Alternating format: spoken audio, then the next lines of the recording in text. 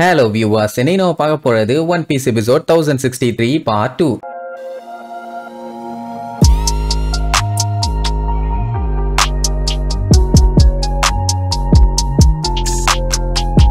Open பண்ணா போன பாட்டுல நம்ம உசோப்பு தொக்க அந்த அனிமல் பைரட்ஸ் கிட்ட மாட்டிட்டான். என்னடா பண்றதுன்னு தெரியாம முக்கிட்டு இருக்கும்போது கரெக்டா ஈசோ என்ட்ரி கொடுத்தானா. அவன் ஒருத்தம் போதுமே 100 பேர் வந்தாலும் ஓட விட்டு சுடுவானே. அது எப்படின்னு தெரியல. 6 புல்லட் இருக்க கண்ணுல 1000 புல்லட்ஸ் வருது. அந்த ஓடு போடுவான். அவனை பார்த்தவொடனே எல்லாத்துக்கும் அள்ளு விட்டுரும். ஏன்னா இதுக்கு முன்னாடி ஒயிட் பியர்ட் பைரட்ஸோட கமாண்டரா இருந்தவன் ஆல்ரெடி அங்க மார்க்க வந்து பொழுது கட்டிட்டு இருக்கான். இப்ப இவன் வேறையான்னு எல்லாம் கதறிட்டு இருப்பாங்க. உசோப்புக்கு இவன் யாரு என்னன்னு தெரியாது. ஆனா நல்ல நேரத்துல கரெக்டா வந்தையா, ரொம்ப ரொம்ப தேங்க்ஸ் ஐயான்னு ஆனந்த கண்ணீர்ல அழுது புலம்புவான். அந்த டைம் கின்னு என்னைய மன்னிச்சிரு ஈசோ, நான் அவ கூட இருந்துமே என்னால அவளை காப்பாத்த முடியல அப்படின்னு உன்னை அடிச்சு புரண்டு போய் பார்ப்பான். அந்த நிலைமையிலையும் கஷ்டப்பட்டு முக்கிய முடங்கி பேச ட்ரை பண்ணுவான். இப்ப என்னன்னா அவளால இதுக்கு மேல பொழைக்க முடியுமான்னு தெரியல. ஆனா ஈசோ அதெல்லாம் நான் அவ்வளவு சீக்கிரத்துல உன்னைய விட மாட்டேன், நீயும் கிவ் அப் பண்ணாத, நான் உயிரோட இருக்க வரைக்கும் எப்படியாச்சும் உங்க 2 பேத்தையும் நான் வெளியில கொண்டு போயே தீர்வேன்னு அப்படியே சட்டையை கிழிப்பான். முதுகுல பாத்தீங்கன்னா குசுகி கிளானோட டாட்டூ. ஸ்டார் ஹேட் மேல நம்பிக்கை இருந்ததுன்னா எல்லாம் கான்பிடென்டா இருங்க, நம்ம நினைச்சதை நடக்கும்னு வெறித்தனமா சொல்லுவான்.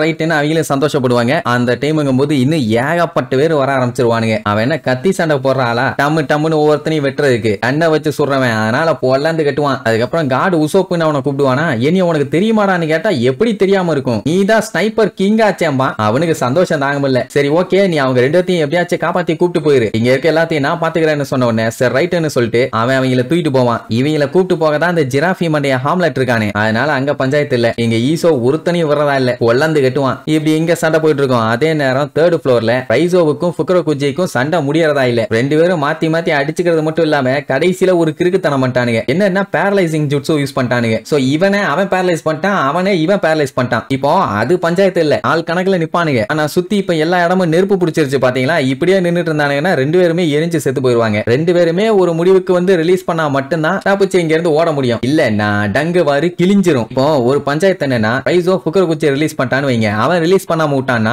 இவன் அவன் கொன்றுவான். ரைசோவும் அவனை கொல்லதான் ட்ரை பண்ணுவான். அப்படி இருக்கும்போது எப்படி இவன் மேல அவனும் அவன் மேல இவனும் நம்பிக்கை வைப்பாங்க. அவன் நம்ம எரிஞ்சே செத்துருவான் அப்படி இப்படின்னு பயமுட்டுவான். நான் ஓடனோட சிஷியண்டா, இந்த மாதிரி நெருப்பெல்லாம் இனி எதுவும் பண்ணாதும்பா. இப்படி இங்க பஞ்சாயத்து போயிட்டு இருக்குது. அதே நேரம் 2nd ஃப்ளோர்ல ட்ரெஷர் ரெபாசிட்டரி இருக்குல்ல, அங்க நம்ம ஹியோரி வாசிக்கிறத பார்த்துட்டு அங்கேயே நம்ம உரோச்சி படுத்துக்கிட்டு என்ஜாய் பண்ணிட்டு இருக்கான். இது கனவா இல்ல நனவா, கொமரசுக்கி இன்னும் என் கண்ணு முன்னாடி உயிரோட தான் இருக்கா, அவ செத்துட்டான்னு நினைச்சு நான் ரொம்பவும் பயந்துட்டேன். இனிமேட்டு இந்த வார்ல என்ன நடந்தாலும் எனக்கு அதை பத்தி கவலை இல்ல. இவளை கல்யாணம் பண்ணிட்டு லேண்ட் ஆஃப் ஆனோல போய் செட்டில் ஆக போறேன், எவனும் என் குறுக்க வரக்கூடாது அப்படின்ட்டு அவனுக்கு ஒரே என்ஜாய்மெண்ட் தான். இப்ப என்னன்னா இந்த இடம் மொத்தமா வெடிக்க போகுது. அந்த ஃபுக்ரோகுஜி வந்துட்டான்னா உடனே இவளை கூப்பிட்டுட்டு இங்க இருந்து கிளம்பிடுவான். இன்னும் லேட் பண்ணிட்டு இருக்கான்ல, அதுதான் அவனுக்கு செம்மையா கடுப்பாகும். லைட்டா முணங்குவான். அவளும் என்னாச்சு உடனே ஐயோ ஒண்ணுமில்லமா கொமரசுக்கி, நீ நல்லா வாசின்னு வாசி, எனக்கு தான் இது வாசிக்க ரொம்ப பிடிக்குமே, நல்லா வாசி சூப்பரா வாசின்னு சொல்லி அவளை சேர பண்ணிட்டு இருப்பான். இவ்வளவு பிரச்சனை போயிட்டு இருக்குது, இவருக்கு இசை கேக்குது இசை. சரி அப்படியே கட் பண்ணி 2nd பேஸ்மெண்ட் ஃப்ளோரை காட்டுறாங்க. அங்க சைஃபர் போல ஆளுங்க ரேக்கு அந்த மான்ஸ்டர்ஸ் அப்புன்னு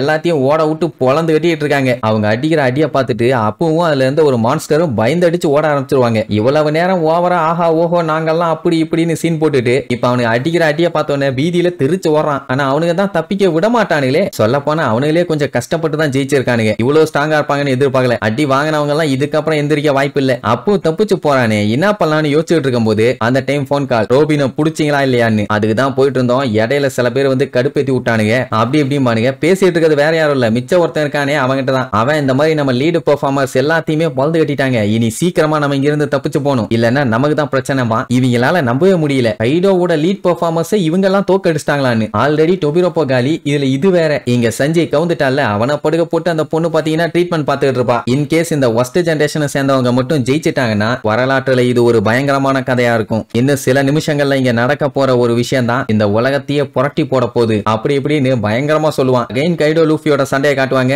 இன்னுமே முடியல, 2 பேரும் மாத்தி மாத்தி அடிச்சுக்கிட்டே இருக்கானுங்க. லூஃபி அடி வாங்குவான், ஆனாலும் திருப்பி வந்து அவன் ஸ்டைல சண்டை போட்டுக்கிட்டே தான் இருப்பான்னு வைங்க. கைடோ எப்படி இவ்வளவு சண்டை போட்டும் இன்னும் வீக் ஆகாமையே இருக்கான்னு தெரியல. ஆல்மோஸ்ட் வீக் ஆயிட்டான், ஆனா இன்னுமே டஃப் குடுக்குறானே. நம்ம லூஃபி கம்னு சொல்றான்ல, அதை சொல்றதை கேட்டே அவனுக்கு செம்மையா கடுப்பாகுது. அந்த டைமுங்கும் போது லூஃபி பாத்தீங்கன்னா 3rd கியர் எடுத்து ஒரு அடி அடிப்பான், அப்படியே திருச்சு போய் விழுவான். எதுக்கு 3rd கியருக்கு 4th கியருக்கே அந்த அளவுக்கு எஃபெக்ட் இல்லாம இருந்தான். இப்ப பாத்தீங்களா அடிச்ச உடனே திருச்சு போய் விழுந்துட்டான் அப்படின்னா வீக் ஆயிட்டான். லூஃபி விழுந்து விழுந்து சிரிப்பான். அது அவனுக்கு கடுப்பா இருக்கும். சண்டை இன்னும் ஃபன்னா போகுது, இதுக்கப்புறம் தான் இதை விட சூப்பரா இருக்க போகுதுங்கிற மாதிரி வேற சொல்லுவான். அந்த டைம் கைடோக்கெல்லாம் பயங்கரமா மூச்சு வாங்கும். ஆனா அவனுமே இந்த சண்டையை என்ஜாய் பண்றான். சரி மத்தவங்க எல்லாம் எப்படியோ சண்டை போட்டு எல்லாத்தையும் காலி பண்ணியாச்சு. இனி இதுக்கப்புறம் இவனுங்க சண்டையில யாரு ஜெயிக்க போறா என்னன்னு அடுத்தடுத்த எபிசோட்ல பார்க்கலாம். டாடா.